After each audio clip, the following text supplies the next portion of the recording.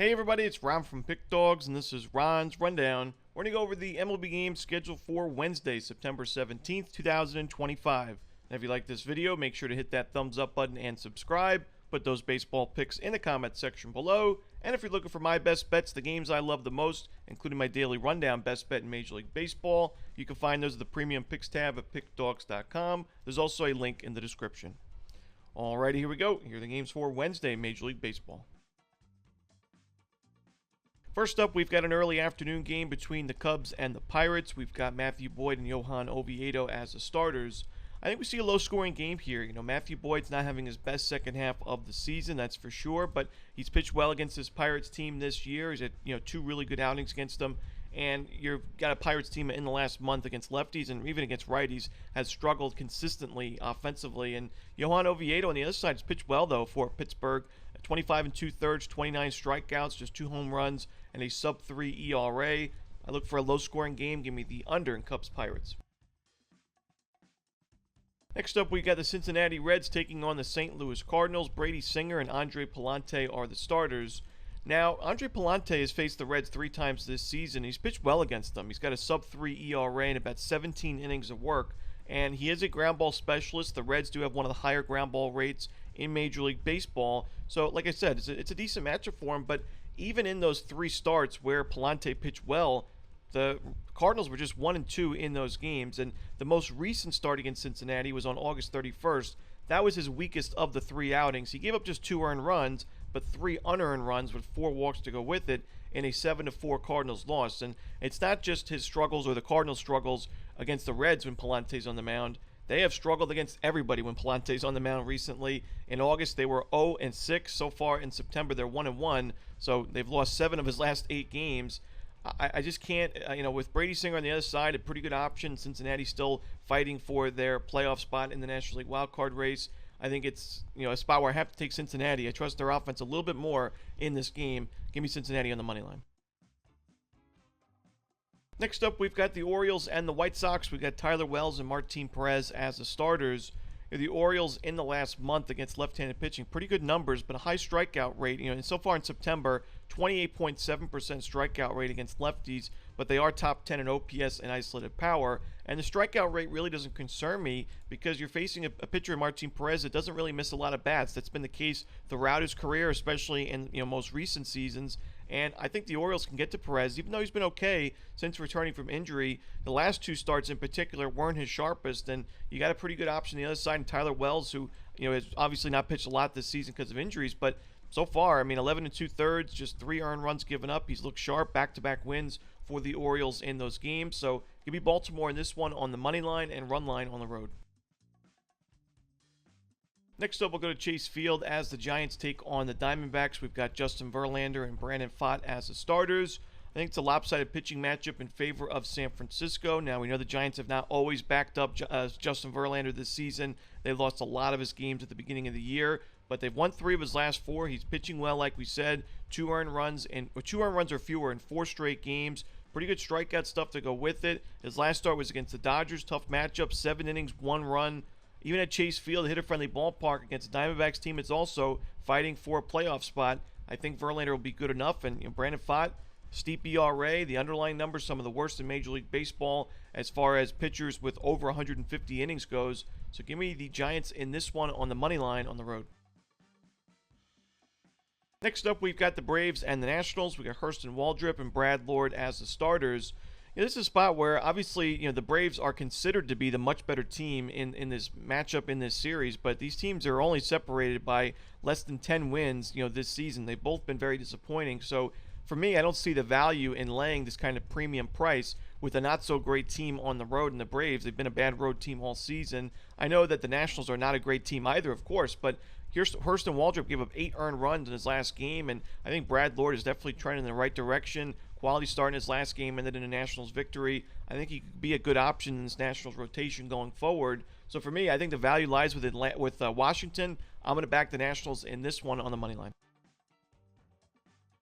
Next up, we've got the Guardians and the Tigers. We've got Jack Flaherty and Logan Allen as the starters. I like the Tigers in this game, although, I don't love backing Jack Flaherty. He's been one of the least profitable pitchers in baseball. He's been a little bit better at Comerica. He's got great numbers against his current Guardians lineup with a high strikeout rate, low walk rate, low xWOBA. So I'm willing to back him in this spot. The Guardians pretty good numbers against Allen. I think the Tigers pretty good numbers against Allen. I think the Tigers win this game and potentially cover the run line. So while Cleveland's definitely playing some good baseball in their last 10 plus, I got to side with Detroit in this one on the money line and run line. Next up, we've got the Athletics and the Red Sox. We got Mason Barnett and Lucas Giolito as your starters. This is one of those games where, I think that the Athletics offense is a really underrated offense and one of the better ones in the league. I think they're at such a big disadvantage in the pitching department in this specific game that I can't get there with the A's in this one. As Barnett faced this Red Sox lineup just last week in Sacramento, gave up 3 earned runs and 7 base hits in just 3 2/3. That ended up being an Athletics win. They were able to back them up and win that game 5-4, but facing the same lineup twice, and for a starting pitcher that doesn't have a lot of starting pitching experience at the major league level to begin with, pitching at a hitter-friendly ballpark like Fenway, and the Red Sox getting that good scouting report, and the fact that Giolito did not have to pitch against the Athletics in that same series. His last game was against the Yankees, which ended up being 5 2/3, only 1 run, 6 strikeouts, 1 earned run. Giolito's in great form. He's given up 2 runs or fewer in 4 straight games. Overall has been a profitable option despite losing the last couple of starts for the Red Sox, but I think he pitches pretty well in this game. And then it comes down to the Red Sox big-time bullpen advantage in this matchup, in this series. So even if this is a close game late, if Barnett does enough to keep this game competitive in the early innings, I can't expect the A's to hold on with this bullpen discrepancy. I mean, the Red Sox, you could argue, top 2, top 3 bullpen, maybe even the best in the league, with Aroldis Chapman having an unbelievable season, and the A's bottom 5 in baseball right now in terms of that bullpen on paper. So I'm going to side with the Red Sox in this game on the money line and run line. Next up, we've got the Blue Jays and the Rays. We got Kevin Gausman and Ian Seymour as the starters. Kevin Gausman's been outstanding recently. He's really stepped up his game down the stretch. I mean, you look at his last 3 games alone: Brewers, Yankees, Astros. Tough matchups, winning teams, great offenses, and he went combined, 2 earned runs. All 3 of those games were 7+ innings of work, including a complete game shutout in his last game against Houston. Good strikeout numbers. Control was excellent. Only 1 home run given up in those 3 games combined. So for me, going into the playoffs, my concern about a month ago was the Blue Jays, we know, have a great offense, and their bullpen seems to be good enough. Some, late inning issues with Jeff Hoffman at times, but overall, I think the Blue Jays have a decent bullpen. But my concern was that rotation. Obviously, I've been critical of Jose Barrios and other members of this Blue Jays rotation in terms of regression concerns. So I didn't think that Toronto could have a ace-level stopper in this rotation. When it comes to a playoff series, you really need at least 1, maybe even 2 options that you can really trust as a starter. But if Kevin Gausman can be that Cy Young finalist that he was just a couple of years ago and be a 7+ inning guy in the playoffs, Toronto makes the Blue Jays that much more dangerous in the postseason. So I said I like the Yankees to win the division about a month ago. I liked them at plus 350. I think that's long gone. Toronto's playing great baseball, and I think that Gausman is certainly a part of that. I think he pitches well in this game. The Blue Jays get to Ian Seymour, and Toronto wins this game on the money line, maybe even the run line. Next up, we've got the Mets and the Padres. We got David Peterson and Nick Pivetta as the starters. Peterson has not been great in the second half of the year. We've seen him give up now 7 earned runs his last 2 games combined. Before that, it was 8 earned runs. That makes it 15 earned runs his last 3 starts combined. The Mets are 1-3 in his last 4 games. Not exactly what you want to see as you're trying to make a playoff push. And in the month of September so far, San Diego against left-handed pitching, not great numbers, but a low strikeout rate, I think could be an issue for Peterson, who does rely on missing bats. So with Pivetta on the other side and a struggling Peterson, I got to roll with the Padres in this one on the money line. Next up, we've got the Angels and the Brewers. We've got Jose Soriano and Brandon Woodruff as the starters. Now, Soriano, I've mentioned, I think he's a good option in this Angels rotation, but down the stretch he has struggled. His control's been a big problem. 11 walks given up in his last 3 games, 8 walks his last 6 1/3 innings. Even his last game on the road, we know he struggled at home this season, but on the road against the Mariners in a very pitcher-friendly ballpark, 4 total runs, 3 of those were earned, and just 4 innings of work, 3 walks to go with it. I got to side with the Brewers in this one with Woodruff, who I think is the much better option right now. Give me Milwaukee laying the 1.5 runs. Next up, we've got the Royals and the Mariners. We've got Bryce Miller and Cole Ragans as the starters. The first start for Ragans since June 5th. He was placed in the 60-day IL, so it's been a disappointing season for Ragans. He was an ace-level starter for KC last year, and this year he struggled a little bit and then had the big-time injury, so it has not been a big contributor for the Royals in 2025. And I think that down the stretch this season he could pitch quite well, but in this first game back against the Mariners team, it has obviously been playing pretty good baseball, and they've been good against left-handed pitching in the month of September, a low strikeout rate to go with it. Reagan's had some mixed results in those rehab starts. His last rehab start was a good one. He had good strikeout stuff in that one, but I think that the Mariners can get to him for a few runs. I also don't think he's going to pitch deep into this ball game.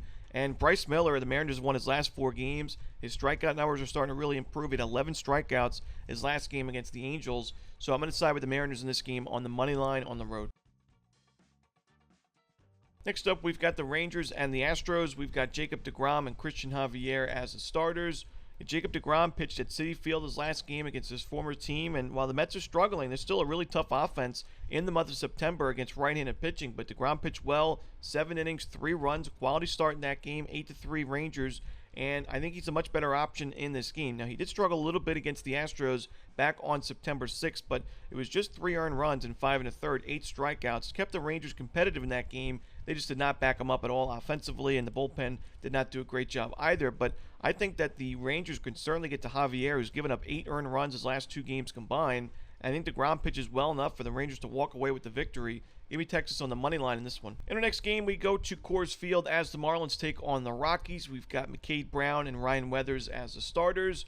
You talked about McCade Brown. Don't think he's quite MLB ready, but I do think he has shown some potential at the major league level, and his strikeout stuff is okay. And his last game against the Padres, 4 1/3 innings, 2 runs, 4 strikeouts. Usually a pitch like that at Coors Field, you can give the Rockies a chance to win the game. But unfortunately, that was at Petco Park, where the Rockies have been dreadful on the road offensively this season. They were miserable on the road in that road trip against the Padres and Dodgers, and Brown took the loss. Now 0-4 on the season with an ERA just below 10.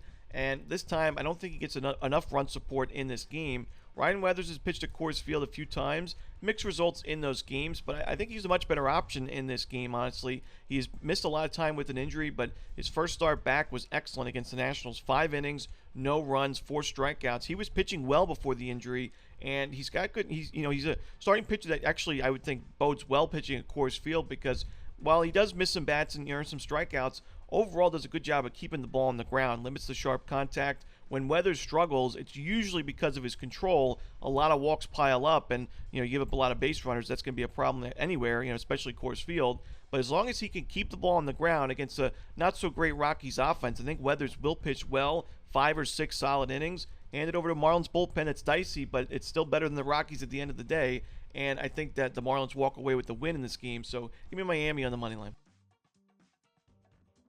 And the final game we're to talk about for the Wednesday card in Major League Baseball, it's the Phillies and the Dodgers. Jesus Luzardo and Blake Snell as the starters. So 2 lefties on the mound, 2 teams that offensively against left-handed pitching, pretty solid numbers in the month of September. But the Phillies' strikeout rate's pretty steep at 24.2%. The Dodgers is very, very low at 18% with a high walk rate to go with it. 2 starting pitchers that rely on missing bats and earning strikeouts, especially Blake Snell. I think that benefits the Dodgers in this game. I think they're going to be able to raise the pitch count of Jesus Luzardo earlier, still be able to get on base with a 833 OPS against lefties in the month of September. And I think Snell can go 5 or 6 strong innings, rack up the strikeouts, and put together a quality start to win this game for the Dodgers. So I'm going to decide with the Dodgers in this one on the money line at Dodger Stadium. And that's it. Those are the games for Wednesday in baseball. Hope you enjoyed this video. Again, if you're looking for my best bets, you can find those at the Premium Picks tab at pickdawgz.com, and there's a link in the description. As always, Romanelli, good luck.